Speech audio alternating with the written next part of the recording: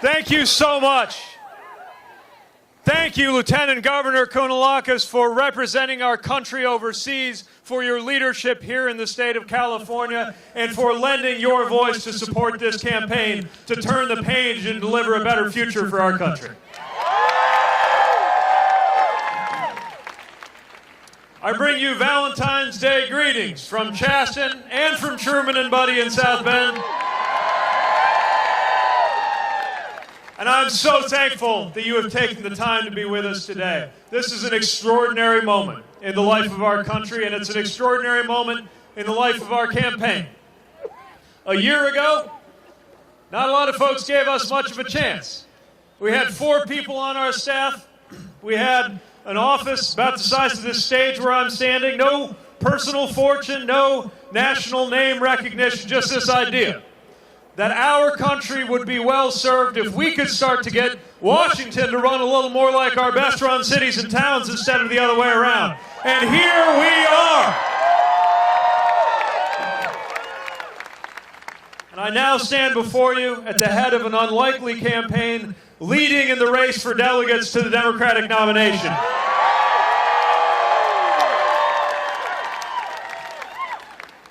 We are thrilled with the progress of this campaign, but we're only 2 states in. So much depends on what happens next. And so much depends on what happens when the future-oriented, forward-looking, racially diverse, justice-minded state of California has its say, and that's why I'm here to ask you for your vote.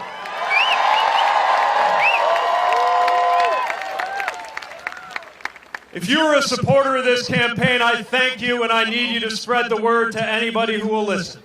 And if you're making up your mind, I'm here to look you in the eye and ask you for your support and explain why. Explain the values of this campaign and what it is we believe we need to achieve together. This is our chance. This is our only chance to defeat Donald Trump.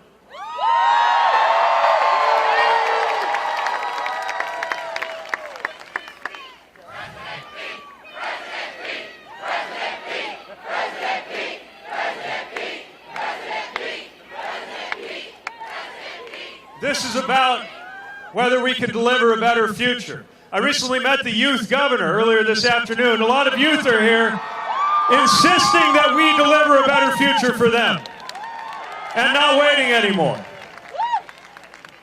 So I want you to picture something in the future that ought to be in the very near future. And it's the first day that the sun comes up over Sacramento and Donald Trump is no longer the president of the United States.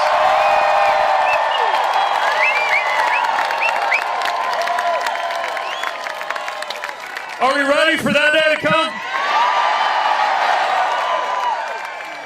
Are you ready to put the chaos and the corruption behind us? Are you ready to put the tweets behind us? Me too. And so much depends on making sure that we get this right.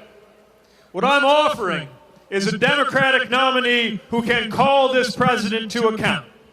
A president who claims to speak for the forgotten man and woman, but only keeps one economic promise, and that is to deliver for corporations and the wealthy, ought to have to stand next to somebody from the industrial middle class who lives in the industrial Midwest, who can call him to account for having walked away from American workers, whether it's in my part of the country or right here in California.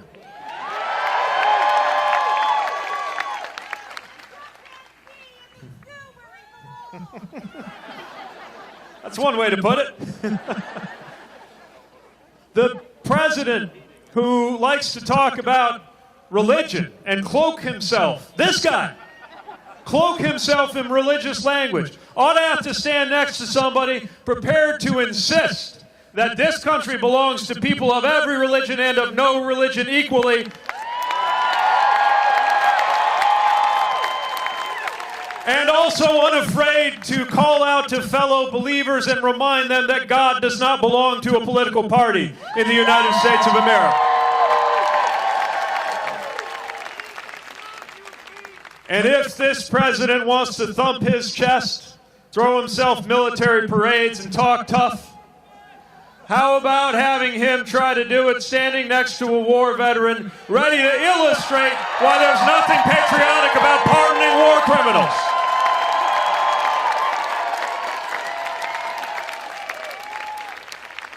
I am ready to defeat this president. But I'm asking you for your support, not just in order to bring that day about, but in order to make sure we are ready on that day, because that is when our work truly begins. On that day, this country will be facing issues the likes of which were barely understood just a few years ago. An economy being reshaped by gig work and technology in ways that had been barely understood. A global situation impacted by global health security threats and climate security threats and cyber security threats we barely knew. It is going to require a new way of thinking, and we have to be ready to leave the politics of the past in the past and deliver a new and better day.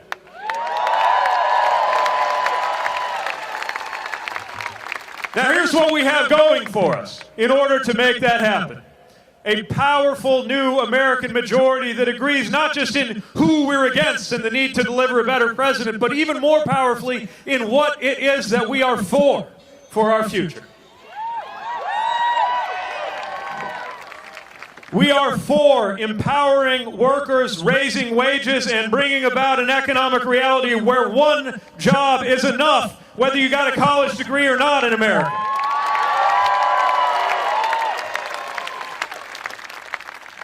We are for honoring our troops by making sure that they are never sent into a conflict that can be avoided, and by putting an end to endless war in our time. We are for delivering health care to everybody, Medicare for all who want it, and making sure there is no such thing as an uninsured American. We are for seeing to it that we bring just as much attention, just as much openness, and just as many resources to dealing with mental health and addiction as we do to physical medical issues in this country.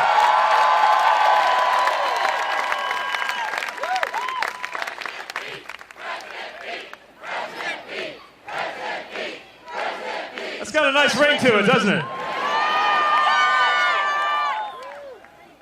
We are for acting in our time to see to it that in this country, your race has no bearing on your health or your wealth or your life expectancy or your experience with law enforcement. We must act to get that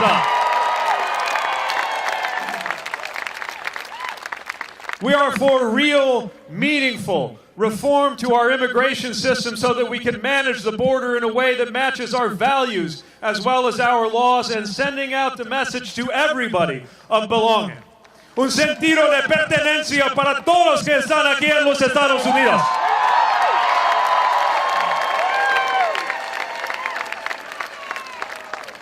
We are for securing the future of the next generation by backing up our educators with a Secretary of Education who actually believes in public education and supports our teachers.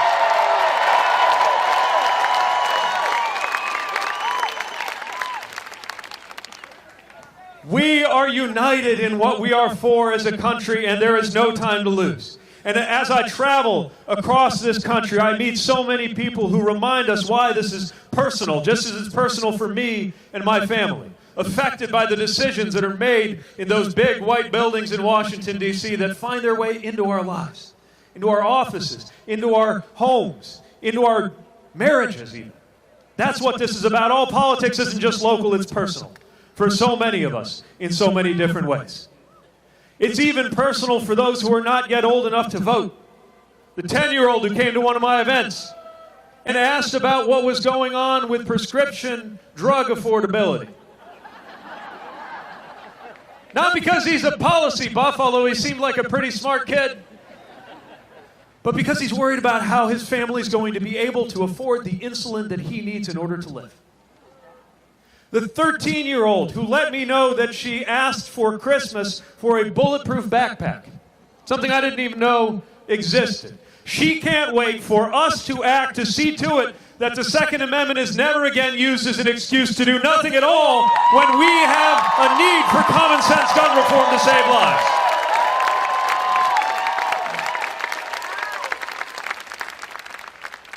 The young student kid who came up to an event and let me know in a very delicate and diplomatic way that he was planning to be around in 2100, even though he knew that I was not. And mentioned that he was going to be looking back at what we did in 2020 to see whether right now, when it is still possible to do something, we took the steps to secure a climate future that he and his kids and his grandkids could live in. They can't wait for us to lead the world in doing something about climate change. The time is now, and we must act.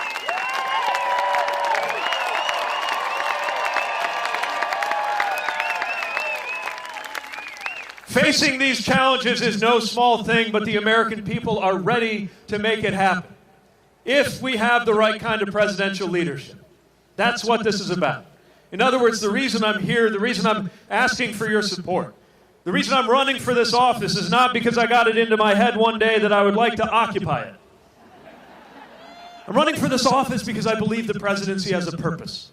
And that the purpose of the presidency is not the glorification of the president. It is the empowerment and the unification of the American people to do these big things. That's why I'm asking for your vote.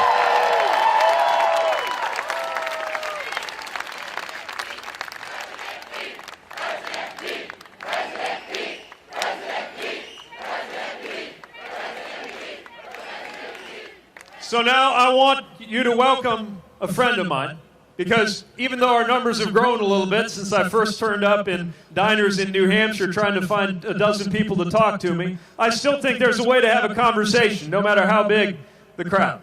And so we gathered up questions from you on the way in. We put them in our famous fishbowl. And to be your voice, to guide the conversation, I want to welcome you to welcome somebody who is a leader and even a hero to many. A leader in the LGBTQ community, a leader in the AAPI community, and a leader among mayors, somebody other mayors look to for good ideas, the mayor of West Sacramento, Chris Cabaldon.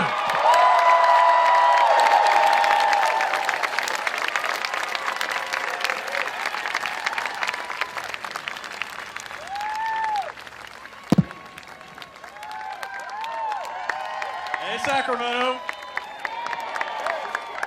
All right, we're ready to take your...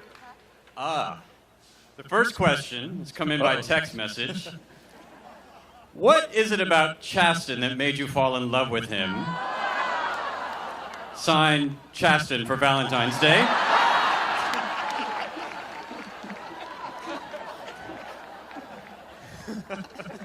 He really did do that too, didn't he? He really did do that.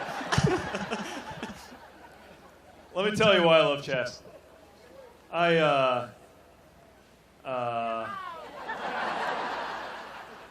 First, I just I saw these eyes, this smile that I just had to see in person, and so I swiped right. It's the most millennial thing I've done. We went on this date, and I had a pair of baseball tickets in my pocket just in case the date went really well. We met up for a beer, and then a beer turned into dinner, and then we went ahead and went out to the baseball game, and then we went out for a walk, and I didn't want it to end. And what I saw was somebody who is so alive to the way in which we can lift one another up. And you got to understand, I had been actively avoiding love for a very long time. And tiptoed out to see what it would be like, and met this extraordinary person who let me know what it meant to care about somebody else and lift them up too, and reminds me every day of the opportunity by holding office, even just by being a candidate, to make sure others feel seen and to make sure others know that they're important. And I got to tell you, yeah, I'm biased, but he is going to make an amazing first gentleman for the United States of America.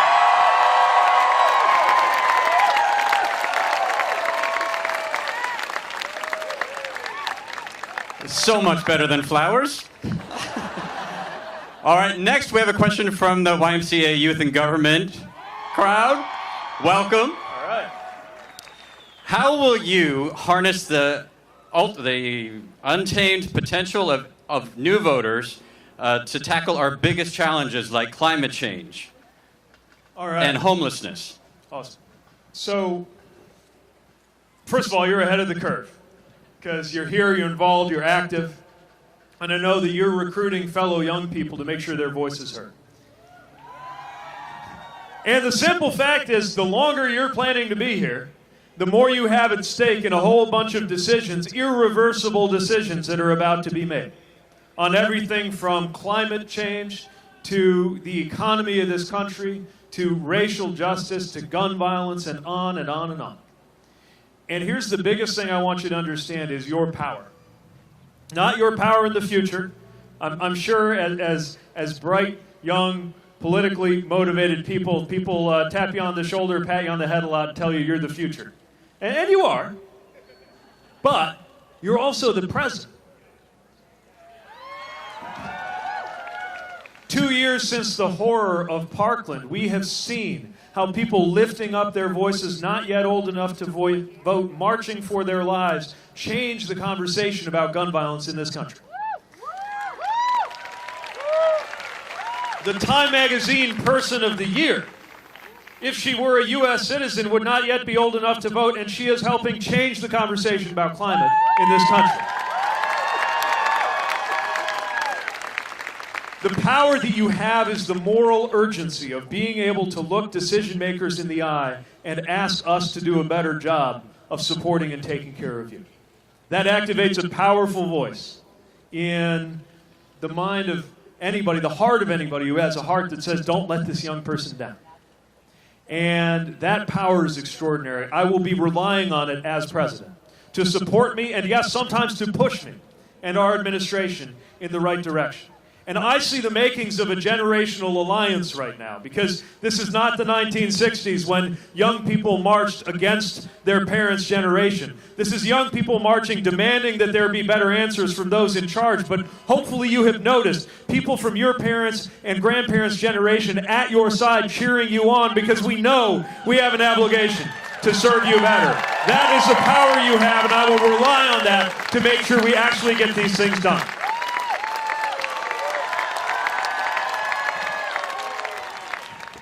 We have a question from Jackie. What can you do as president at a federal level to reduce the emphasis on standardized testing in our public schools? Sounds like Jackie's not alone. And again, being married to a teacher, I've seen how teachers are being expected to become so many different things. You're supposed to be mental health counselors, but you haven't been given the resources to do it or a place to refer people to when they have challenges. You're expected by some politicians to convert somehow into highly trained armed guards when there's a threat to your classroom.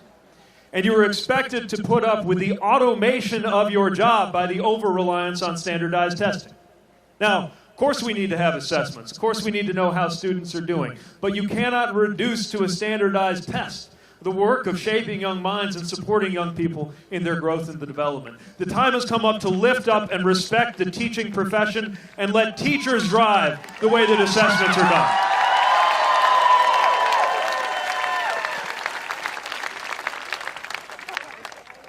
Kathy wants to know, who takes care of Buddy and Truman when you and Chasten are on the road?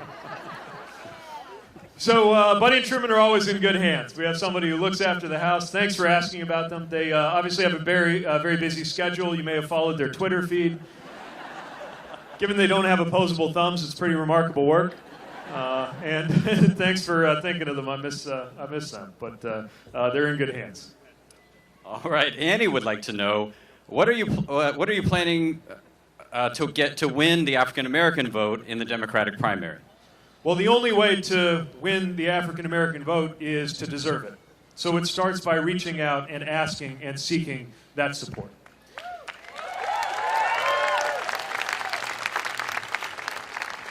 And let's not talk, sometimes they talk about the black vote like it's some guy. Let's respect that this is not a monolithic community. There are a lot of different experiences that make up the black experience in America.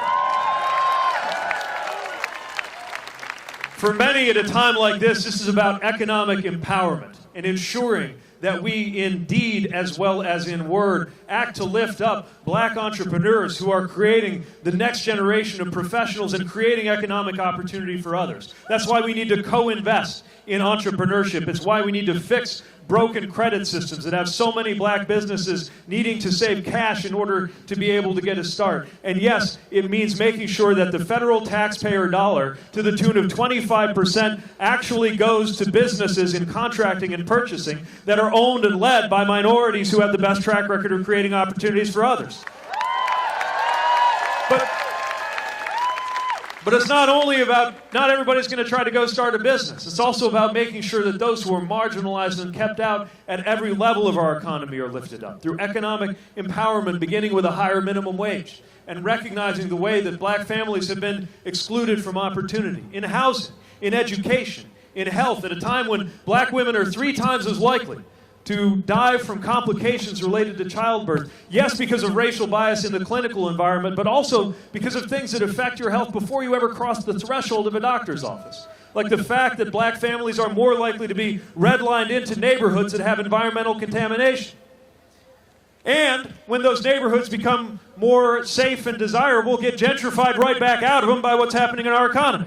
There has to be intention in doing something about it. This is Frederick Douglass Day within Black History Month. We are proposing a Frederick Douglass plan that will take as much intention and as many resources as went into the Marshall Plan that rebuilt Europe, but this time invest them right here at home to tear down systemic racism in the United States.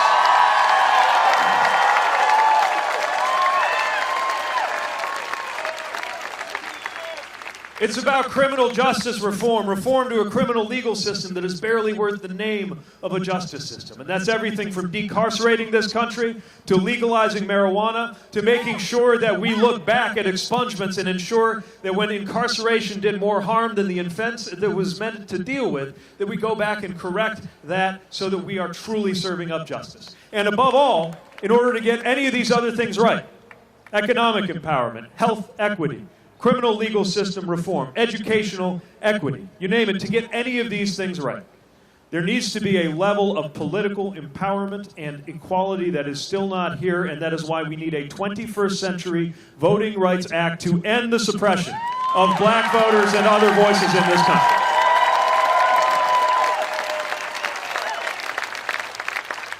I will take no vote for granted, and I will leave no vote aside. I will earn all of the support that I can, not just through the policy ideas, but by making sure everybody is seen and knows that they belong in the future that we are working to create.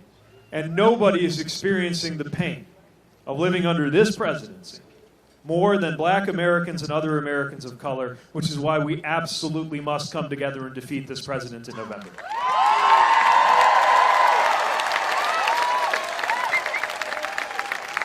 All right, Mayor, Todd wants to know, do you plan to reduce Russia's footprint in Ukraine and China's footprint in the South China Sea?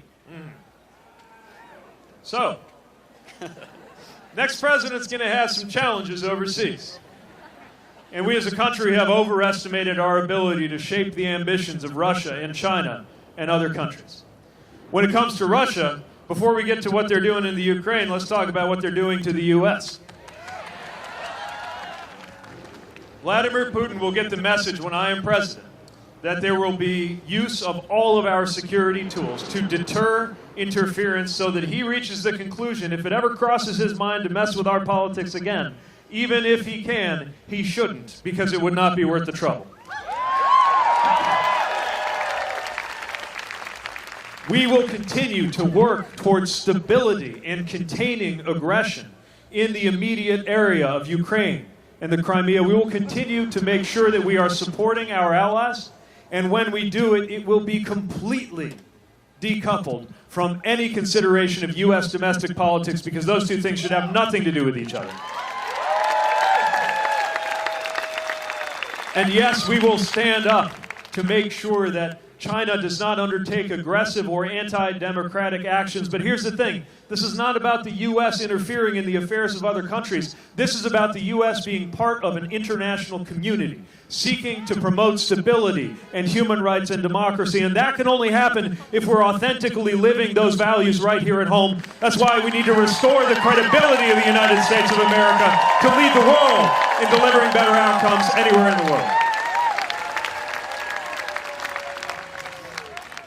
Jamie, I work in healthcare. Most of my patients are Medicare patients. Medicare pays notoriously low amounts in reimbursement. Hospitals balance that with their commercial patients. So how will you make ends meet if more people, how will I make ends meet if more people are on Medicare? Great question. So this is not just about getting more people access to a plan like Medicare. This is about making sure we fix Medicare as we know it, because let's face it, Medicare as we know it needs a lot of work.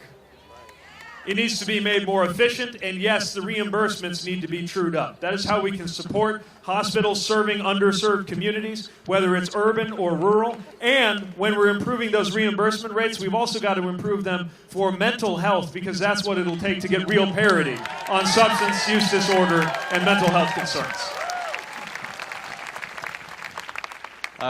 Fatima wants to know, how are you going to reach across the aisle and get legislation passed in our hyper-partisan Congress? First, I'll tell you Plan B.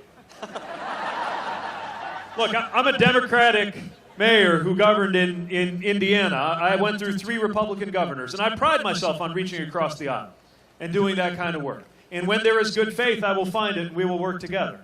But there's not a whole lot of good faith in the United States Senate today, on the GOP side. And so, we need to make sure that we are reaching out across the country, because here's the good news. Most Americans agree on what to do. It's why this campaign movement consists not only of fellow die-hard Democrats, but we are reaching out to the independents, and yes, we are recruiting an awful lot of what I like to call future former Republicans into this movement. And if that sounds like you, you're welcome in this effort. An overwhelming majority of Americans expect us to do something about climate, want us to raise wages, insist that we deliver paid family leave, expect that we will do something on gun violence, and that is true in conservative states, not just in Democratic strongholds, which is why I believe the best use, you know that big blue and white airplane that comes with the Oval Office that this president uses mostly for the purpose of traveling between golf courses with his name on them. I don't even golf.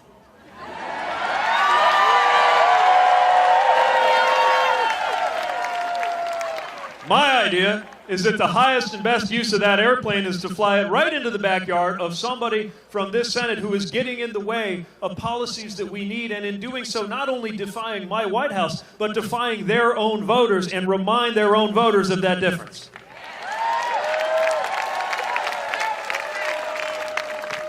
That's Plan B. You want to hear Plan A? That's to have a nominee with strong enough coattails that the first time I place a phone call to Mitch McConnell, it will be to congratulate him on his retirement.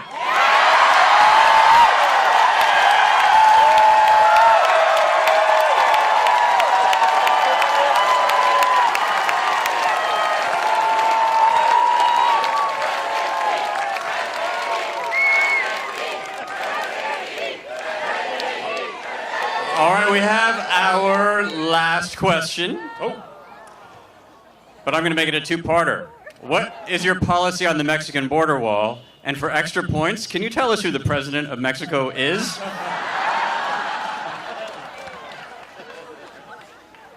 So I had a little interview on Telemundo yesterday. I thought it was a trick question, and it turned out that not everybody knows about this. Of course, I know you were present at the inauguration of President López Obrador, and so it won't be lost on you, and is not lost on me that he is one of the most important international leaders for the United States to be in dialogue with, and one of my first trips will be to Mexico to make sure we're improving that bilateral relationship. My policy on the wall is I think it's a dumb idea. And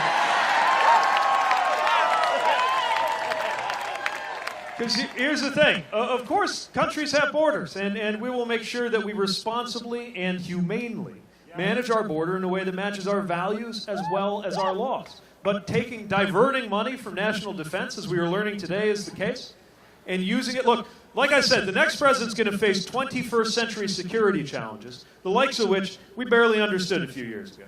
Right? I mean, we're talking about global health security issues, pandemics, all those cyber issues that are going on, plus stateless terrorism and all these other challenges in a shifting international environment.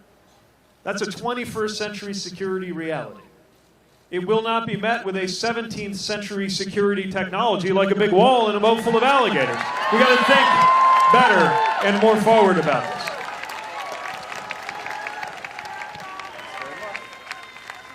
One more huge thank you for Chris Cabaldon and the phenomenal work that he's doing in West Sacramento.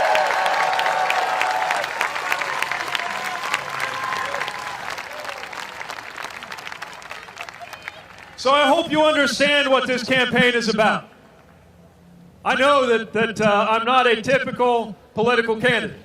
I don't have the decades of Washington establishment tenure that people might expect for somebody running for president, but I think the time has come to bring an outside perspective. So if you're ready for that different perspective to come to Washington rather than from Washington, please join me. If a picture of our politics is one where you've either got to choose between a revolution or the status quo, and you don't see where you fit in that picture, join us because we have room for you.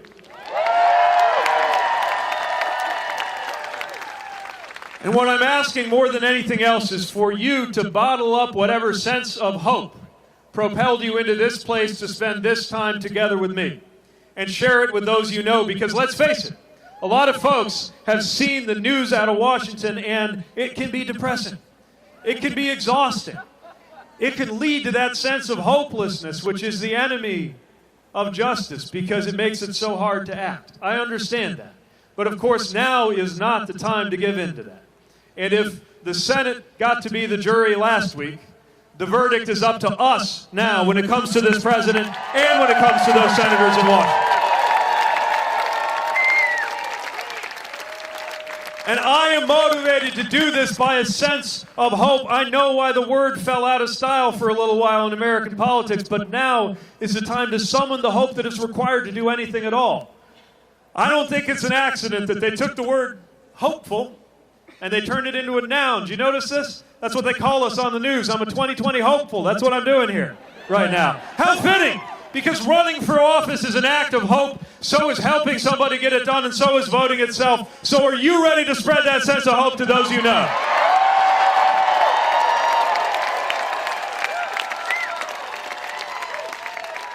And are you ready for that sweet Sacramento sunrise when Donald Trump is no longer in the White House?